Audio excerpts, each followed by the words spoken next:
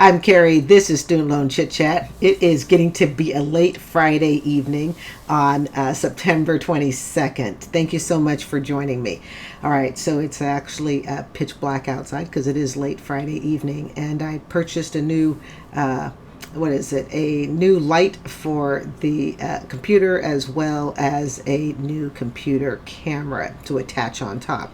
So if things are going well, hopefully the video production on this is going to start improving slowly but surely. So hopefully it looks better. Also, I've been playing with the sound, and I hope the sound comes out okay. Hey, but you know that song, 2 out of 3. So if I get 2 out of 3, I'm going to feel pretty good. All right. So what I want to do is I want to talk about this video that's coming out. Now, you do have to forgive me because, you know, I'm a teacher, and once a teacher, always a teacher. And when we know we can do something better, we're going to do it. And in this case, I know I can do something better. So what I'm going to show you before I even go into the video is I'm going to give you a 2-minute introduction on the study of Persian, okay, which is basically, I didn't know much about it, but it's a foreign language study course.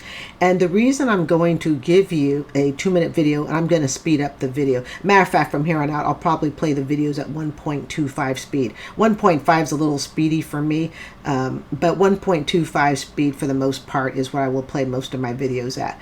But basically, the reason I want to give you this quick video is to give you an idea as to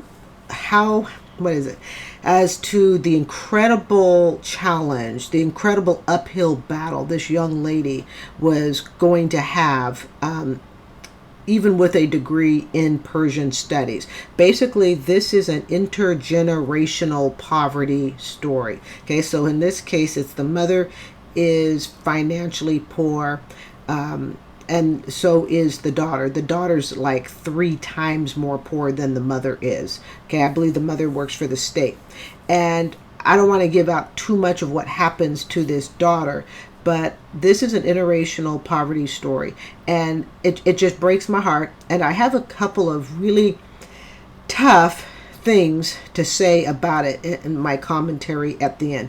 And it's that type of stuff called the hard talk lesson, the tough love lesson. Okay, so I'm going to play just a 2-minute video on what Persian studies is, and I think this will help position not just myself, because I was like, wow, I didn't know that's what it involved, but when I did find out, I was like, yeah, I definitely think somebody should have given her better advice. So here we go, and I'm just going to speed up this video really quickly. It should take about a minute and a half. All right, so we're going to go ahead. I'm going to play this on 1.25 speed.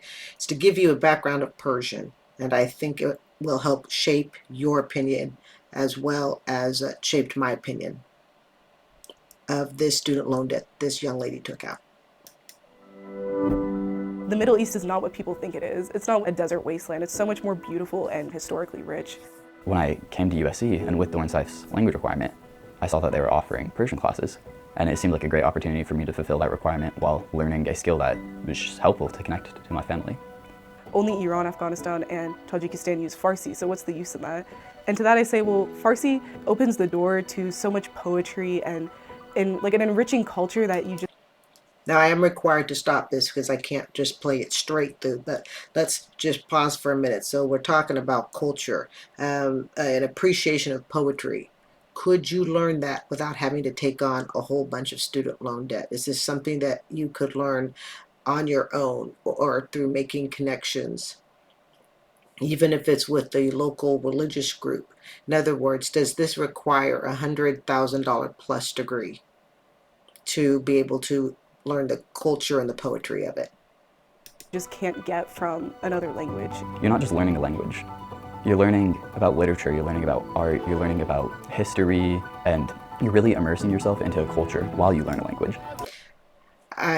Again, is this something you can do without spending 6 figures? Art, history, is this something you can look up even in real time on the internet? They want to enhance their language experience because they are going to do jobs later on in their life that requires knowing a foreign language. خواهرم دامن قرمز and then the verb پوشیده. What I particularly liked about the program here at ONSA is that it was focusing a lot on discussion, on actually conversing, and also had really a good exposure on the culture itself. We expose them to the community. They can gain that proficiency that is required for a language learner. So it does, obviously, is a foreign language focus, but it's my experience, having been through nearly a decade of college, a foreign language in and of itself really is not going to help you in terms of a career unless you combine it with something else. So it needs to be a foreign language with some other major. This is just my experience. USC Dornsife has a really strong Persian community, so when I entered into Persian 1, all my classmates were Persian and they actually already knew Farsi growing up. We partner students from different backgrounds and from different languages, like native speakers, with students who are learning Persian language. We pair them so that they can enhance their language proficiency by speaking with a native speaker. And that would not have been possible if we were not here at USC Dornsife, because Los Angeles is actually the intersection of all cultures. So what I'm getting, and again, I didn't know this. I had to look this video up before I could do a reaction to it, because I really felt like to do a reaction I had to have some ideas to what this degree was, because I've heard a lot of things about the degree. Unfortunately, the connotation isn't necessarily positive, but I want to know, what is it? Is it that people don't like the degree itself, or do they feel that, you know, the cost to get this enriching cultural poetry, art, history, could you get that same enrichment maybe just in a different way, and perhaps save the dollars for something that will bring in an income towards a career? It's a very diverse community, and we are using this diversity a lot to enhance our language programs. کلاس فارسی خیلی دوست دارم چون که فرهنگ و زبان فارسی خیلی زیباست. فارسی خیلی دوست دارم. سلام، من آریانا هستم. من سال سوم در USC هستم و من خاورمیانه روانشناسی و قانون درس میخونم. All right, I'll be right back. I'm only going to play part of this 12-minute video. I will have the video linked in the description box in case you want to watch the entire thing. The part that I'm going to play really deals with the mother and daughter, a little bit of the intro, and then really it focuses on the mother and the daughter and the intergenerational student loan debt and the poverty. That will probably be a total of about 5 minutes, maybe even a little less than that, of the actual video portion. Here we go. College in the United States, a dream for the less well-off, a rite of passage for America's middle-class and upper-class kids. For millions of Americans, though, the dream has turned into a financial nightmare. While salaries stagnate, the price of a college degree is going up steadily, as are the loans to pay for it all. And we know that with college, I believe it's about, college student debt is about $1.5 trillion, and the majority of the debt, studies show, is from graduate degrees, is the majority of the debt. But either way, and then of course you have the Parent Plus, where parents are taking out loans on behalf of their children. But unfortunately, a lot of parents, especially low-income parents that take out Parent Plus loans, are unaware that Parent Plus loans, basically the parent can take as much as they want, and there's no sort of sifting out whether or not you can actually afford it. There's no vetting who can afford to take out, you say, a 6-figure Parent Plus loan and who cannot. Instead, everybody just simply gets it if you have a high enough credit score. And as I said in an earlier video, a high credit score does not mean you have no debt. It just simply means you manage your debt. New recruits are needed, and it's the students themselves who sell the product on campus to the prospective buyer. So a student is selling to a student, it's always that, peer-to-peer. And what students don't think about is when a peer is selling it to you, they're looking at the college experience differently than adults should be. There should be more adults in the room. Something I'd like to mention is on the first floor we have Footnotes Cafe. So these are a couple of the cafes we have. There's actually a full functioning Starbucks in there. So if you need a quick pick me up, you can always go in there. Starbucks. I guarantee you, for a lot of students, that is going to be a Starbucks latte with whipped cream that's going to last you maybe 30 years to pay off. How many colleges, well, I should say, how many young people go to college campuses? They see the recruiters, especially student recruiters, and what's being promoted is the resort aspect of the college. That's what's being promoted. Oh, look at how great our dorm rooms are, how beautiful they are. We've got this wonderful cafe. I saw one documentary. I'll see if I can find it, okay? But really a documentary, but it was a story about colleges. They were promoting the fact that this college had some beautiful waterfalls. And I was like, you've got to be kidding. They spend millions and millions of dollars on universities. It's no big surprise to make it look pretty. But as far as, what is the student to faculty ratio? That's what should be sold. How much are these students in debt? That's what should be talked about. And of the students that have gone to that school, excuse me, of the students that have gone to that school, how many of them are actually making an income that's paying off that debt? Something else I'd like to mention is on the second floor, if you forget your laptop, forget your charger, you don't have to walk all the way back. Part of these tours is really Well, God help us that you should have to walk back to your car or your dorm or wherever, because the college you're going to go to is going to have a charger everywhere. I guarantee it to you, if we're going on fancy colleges, that's probably going to be a walk that you wish you had taken. Because while you may not have to walk back to your dorm today, you will be walking to that second and even for some people a third job, and they will be walking it because they can't afford a vehicle. Why? Because they owe on a student loan. to get people excited about coming here. What you most likely will not mention is the cost of it. A lot of these people are probably in state. They are not going to consider the cost of coming here and spending the money on books. I mean, I've spent. Don't get fooled that just because a college is in state does not mean it's affordable. Yeah, it's more affordable than going out of state, but there are plenty of students that are attending in-state colleges, okay, that have uncontrolled student loan debt. So don't be fooled and think, well, it's an in-state school, so, really, we need to stop looking at colleges as a 4-year party house and resort. I was never raised that was the purpose of college. I wasn't the spring break and, Miami kid. Okay, I was spring break at we're going to go 2 miles up the road and go see mom. Spent upwards of $1,000 in textbooks. It's just not going to even register to them how much money. And how about those textbooks that, they changed 2 pages out of? Oh, come on, we've all been there. If you've ever been to college, okay, it's like, you say to your professor, well, can we just buy, the first version that came out? Oh, no, you need to go buy the second version because it's been updated. That is the biggest crock of what. Money they're going to be spending ultimately. A few months after the end of her academic career, Nina denounced.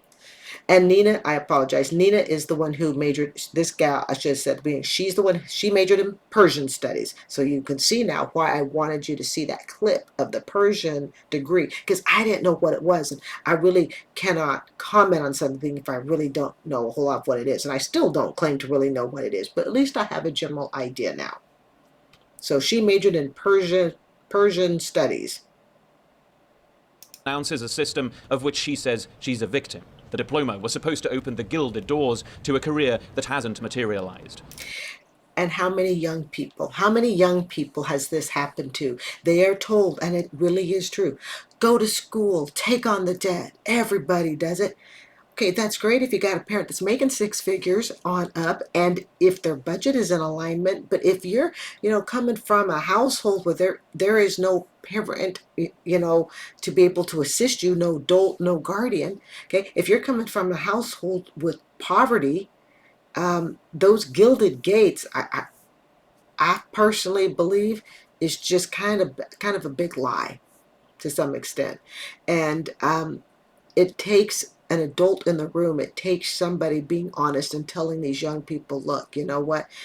that like they were saying here earlier, okay, so you don't have to go to the other building to get your Wi-Fi, and they got a Starbucks for your coffee, but honey, you're gonna pay for that, and you could be paying on it for decades.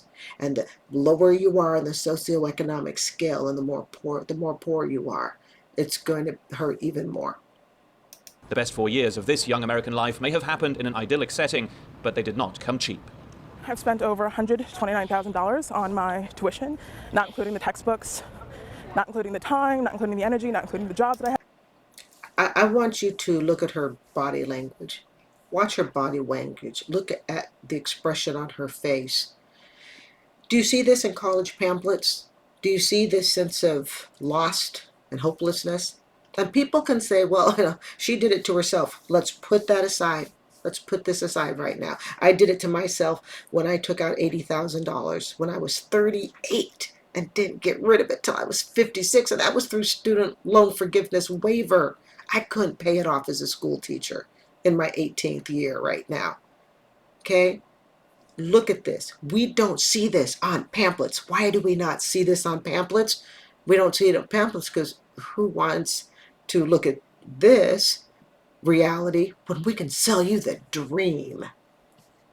I had to take, and I don't know if I do it all over again. It's a lot of money. I love my university, but I can't afford it.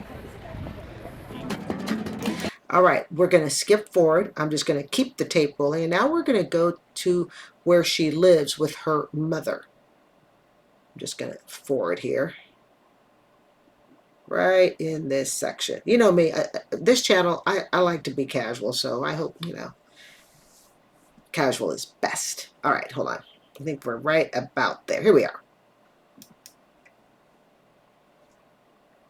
Might help if I hit play. Hold on. Too well. She still lives at home with her mother.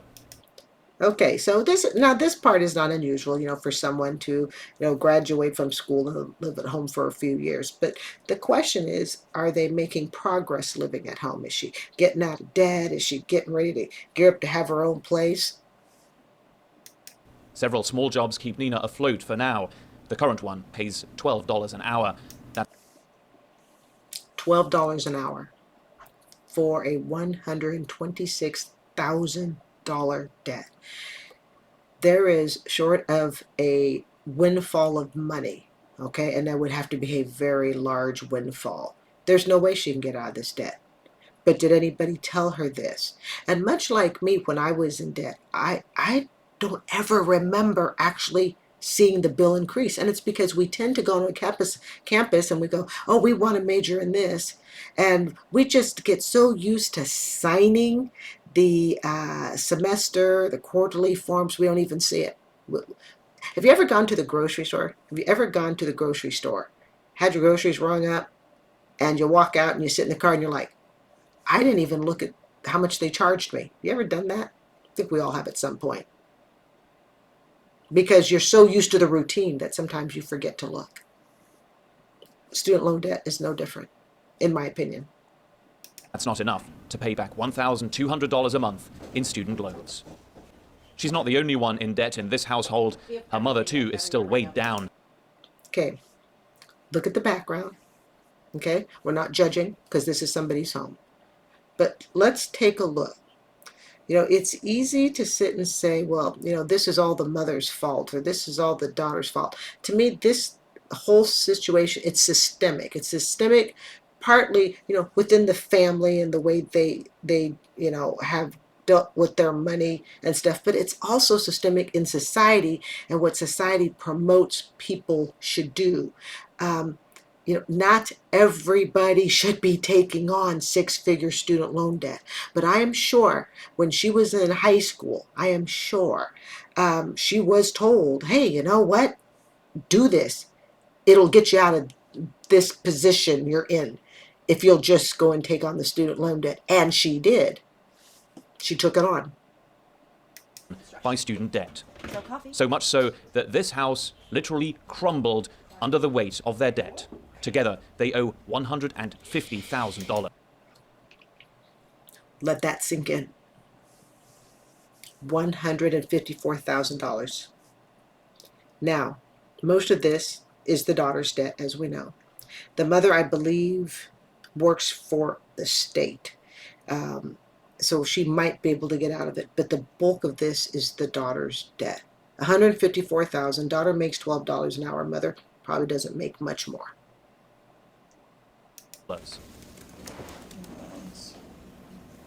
So when I first saw the crack, I could have had someone out here to tell me exactly what was wrong, and we probably could have fixed it if. Pause.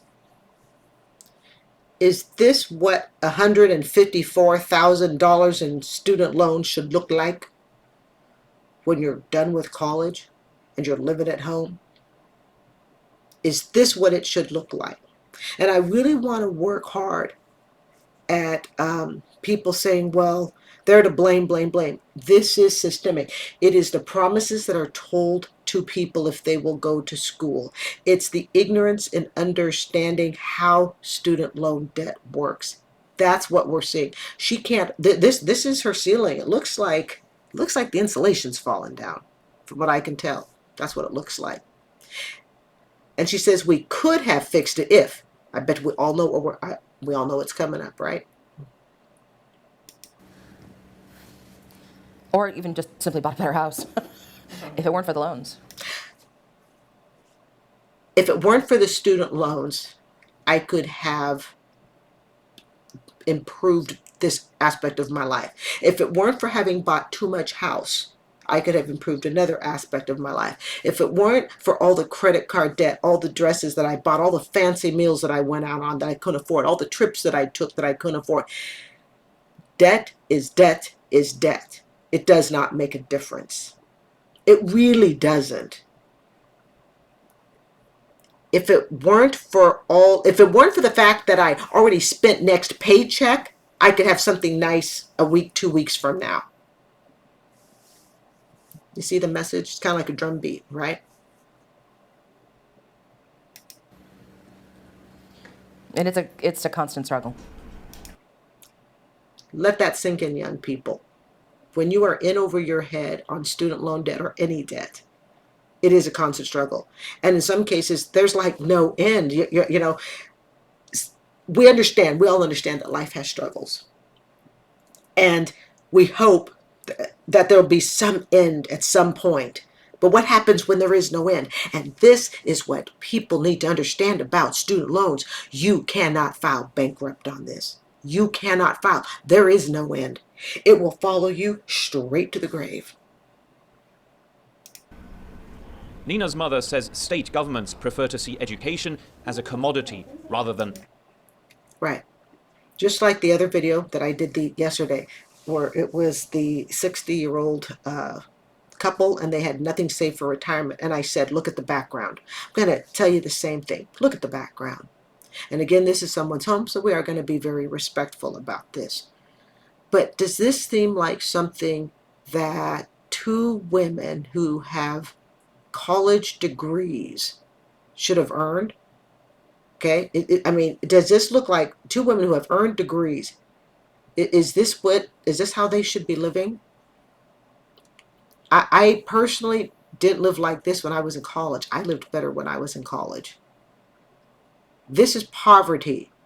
Poverty caused probably not just by the student loans, but it sure as heck didn't help.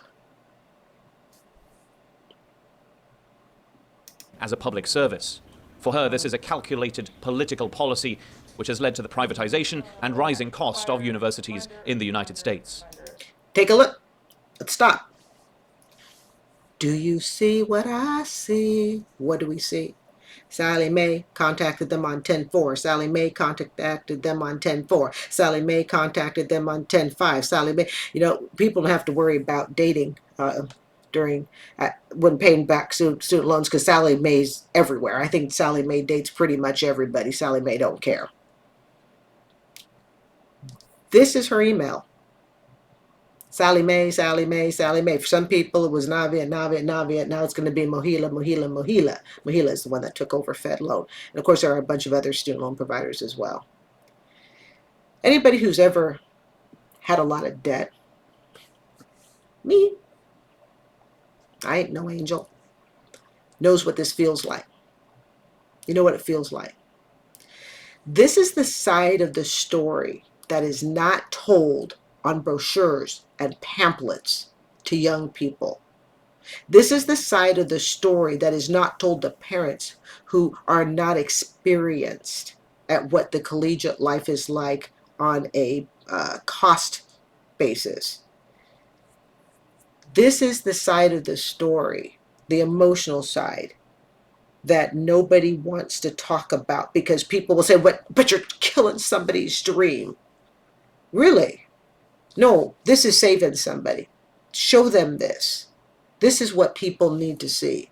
I mean, look at this. What we have here, I don't have great eyesight without my reading glasses on, but from what I can see, we have a 10-7, 10-5, 10-4, or if you look down even lower, we have 2 contacts on 10-4.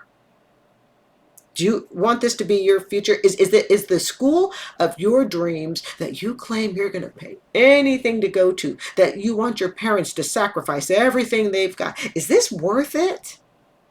Think about that. Think about that. And if you love someone, young people, if you love your parents, don't ask them to afford an education for you that's going to have their phone and their email looking like this. And parents, if you love your young people, don't encourage them to go to a school to take on debt like this that they can't afford. Sometimes the best love that you can give somebody is to say, hey, you really should do it. Notice. Look at more. Look at that. Look at that. Wow. It goes down 10-2. Boy, Sally Mae don't give up. I'm telling you. How does that happen? It's not like Maryland is all of a sudden unable to meet those accommodations or not wanting to provide services to students for the long haul. This is the future. These kids are the future for the state. It's because we should have tax breaks for well, the wealthy. What people have to remember is that, yes, while your beloved child is the future, the state doesn't care. The state does not care. When it comes right down to it, it is you and your child, the decisions that are made. When your child becomes an adult, the decisions that are made. Yes, I agree with the mom in the sense that, yeah, you know, this is the future. You know, they should care more, but the state doesn't care, and that is why it is on us. It is on people like me and other people who fight for student loan awareness and to really bring out, you know, the dangers of student loan debt. Okay, that's our job. But anyone who thinks that, you know, the state didn't do their job, honestly, it was probably never the job of the state to begin with. And that's what our governor did. So yeah, it's horribly unfair. It hurts students from middle income and low income the most. All right, that's the end of the video clip that I'm going to play. I will be back with my thoughts on this. Before I close out this video, I thought about whether or not I should really discuss this. But the more I thought about it, I thought, you know, we need to discuss it, because if we're going to help people be successful, some of the things that we have to look at is what tools does a person bring to a career that they want to have. In other words, you know, I remember being told years ago, and I know there's a book out on this as well, okay, but it's kind of that you have to live your life for the job you want to have, okay? So this young lady majored in Persia studies, and as we can tell, at least from what I could tell, it's predominantly a foreign language cultural thing, something that could have easily been learned, most likely, okay, or at least as a hobby, could have been done without the $126,000 student loan debt. Something to consider. And this can be a tough discussion for some people to have, okay? But this channel is about getting everyone to agree with me. This channel is about my perspective, okay? Now, I certainly don't expect everyone to agree with my perspective. In fact, I would probably question if everybody did. I'd be like, wait a minute, something's not right. So disagreements are always welcome and always allowed. Just keep your comments cordial. That's all I ask. But when it comes down to the type of career that people have. I know that being a teacher, and I'm a third generation teacher, I learned long before I ever became a teacher, it's not enough to hold a degree in teaching, but are you the style of that degree? When I mean are you the style, meaning does that degree match you? Does it match your personality? Does it match the aura that you kind of give off? Does it match? In other words, when somebody says, hey, you know, this person does such and such, it's like, can you see it? Can you see it in yourself? Can you see it? And I remember years ago, I've always known this, you know, being raised by teachers. It's not enough to know the subject. You can know a subject really well. It doesn't mean you can teach it. It just doesn't. And I think, unfortunately, what sometimes also happens with degrees is people go in to get a degree based on a dream. Okay? But it's not enough. And I'm just giving some real hard truth. It is not enough to have a college degree to say, you know, I'm interested in something. But will you be accepted by the people in that profession? This is tough. And I'm speaking firsthand experience. You know, I graduated with a degree in broadcast journalism in 1989 from the University of Oregon. And trust me, trying to be a Vietnamese black female and trying to get a job in the news industry, well, clearly, you know, I got some radio gigs, but that was pretty much it. And then I decided, you know, how much of my life do I want to spend battling this? And I decided I didn't, so I, you know, moved on elsewhere. But it's not enough to have a degree. So let's play devil's advocate.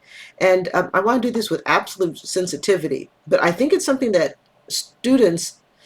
people need to look at when they're very young. Even if, with her degree in Persian studies, okay, would she have been hireable? Would she have been hireable? And the reason being is, before I did this, you know, I used to be a librarian, so I tend to do a lot of research, okay? It's just kind of my little hobby sometimes, okay? It's a hobby, all right? And yeah, you're hired for foreign government positions, you know, translator. In other words, you can be hired in some pretty high level positions if you can get there. But do you walk it? Do you talk it? Do you have the look? Do you have the mannerisms? Do you carry the self-confidence?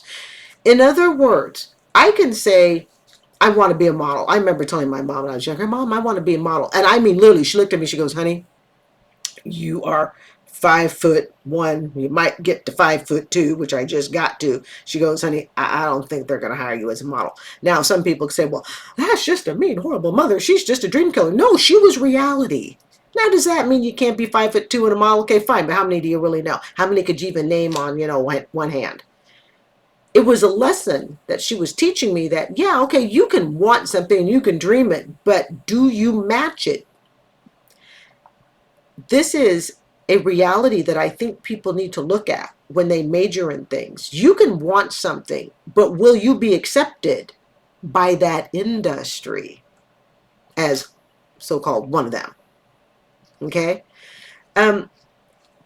I question, and looking at the jobs that, you know, she would have been going for, I question, with all the greatest sensitivity in the world, but reality, I don't think she would have been hired in a foreign government position. I don't think she would have been hireable. Yeah, she had the degree, but the degree isn't enough. It's a package. It's a package. I'm going to give you a real life story before I close out here.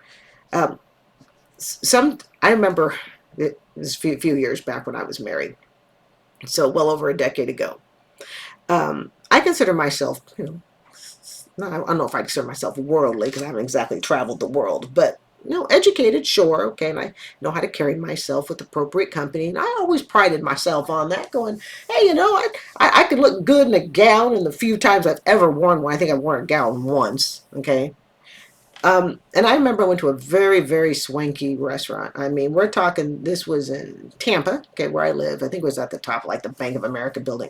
I mean, I had never, ever eaten at a place like this. And I remember I went to even go use the ladies' restroom, and I was blown away. I didn't know they made restrooms where everybody literally had their own room. I'm not talking a stall where you could see the feet, okay? I'm talking every lady, okay? There were like 4 restrooms, and everyone could have been its own dormitory. That's how big the restroom was.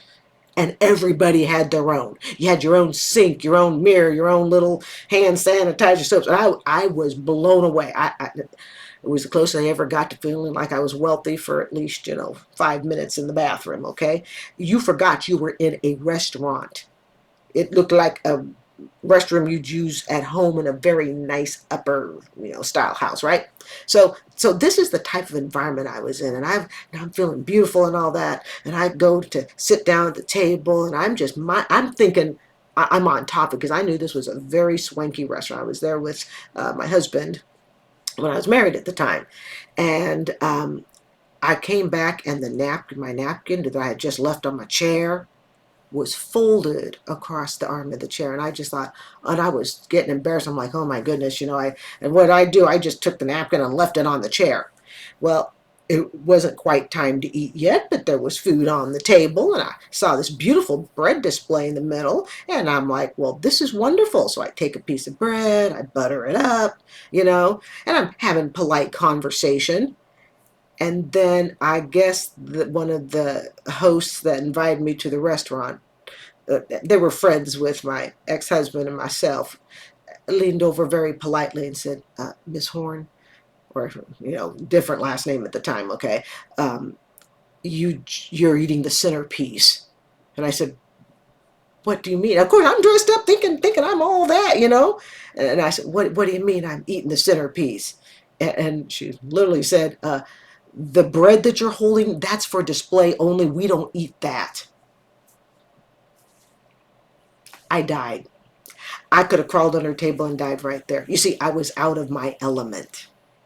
Now, could I be taught that? Absolutely, I could, I mean, that would be pretty simple for me to fix, okay? But let's look at her background. Let's look at the poverty situation she's in. Now, don't all start right and say, but yeah, people pull themselves out of poverty all the time. Look at Oprah Winfrey. Right. One person out of how many? Okay? We can't take the exceptions and go, yeah, that's like saying, well, this person never had to go to college. They dropped out of school in 8th grade. Now they're rich. Okay, great. Is their name and number in your personal cell phone? Even with the Persian studies degree, and even if she had been offered interviews to go on, would she have been accepted? Okay? Would she have been accepted? When you think of majoring in something, you need to look at more than just the degree. I hope this is making sense, okay? It's not too late, and I feel like I'm just rambling here, but really, okay? I was always taught it's a package. It's a package. When somebody applies for a job, it is a package. It's not just about the paper. It's your poise. It's your presence. It's your dress. It's your mannerisms. It's your speech. It's a package. I don't think she has the package. And this is where I believe she was really given an injustice. I really believe she was. She was told that anybody could do it. I thought that I could sit at the top of a Bank of America building and have a beautiful, elegant dinner and, look like I knew what I was doing. Well, I kind of looked stupid. I mean, the people we were with, they were friends, so it was like, no problem. They were cool with it. Okay, at least to my face, they were cool with it, all right? It's a package. And when you major in something, you need to look at the package. You need to look beyond your own desires. As I told my mom, I want a model, and she's like, honey, find something else. Not that, there's that 1 in a million chance. So part of what was so defeating, I think, in this young lady's situation is, okay, she majored in something that could have easily just been a hobby. And she could have been directed towards something that would have been way less cost. A third of it, okay? Quarter of it, all right? Way less cost, and would have given her the sense of confidence that, you could see in this interview that she's lost. She's lost it. She's defeated. And by the way, from what I have read about her, what I saw about her on another channel, she actually has since left the United States. Now, this video was 7 years ago, so I don't know if she's come back. But she apparently did leave the United States, at least for a while. So anyways, that's enough of this, but I hope people understand kind of where I was coming at, because I don't want it, I don't want anyone to think that I'm basically saying, well, if you don't look at walk it and talk it, it's not that simple, but it's a package. And I've been in that such situations where I realized, oh, okay, I had a bit to learn, like, to not eat the centerpiece. Anyways, all right. So I'm Carrie. This is Student Loan Chit Chat. It's time for me to go to bed. I do hope you will consider subscribing. Have a great day. Or I should say, have a great night. Bye.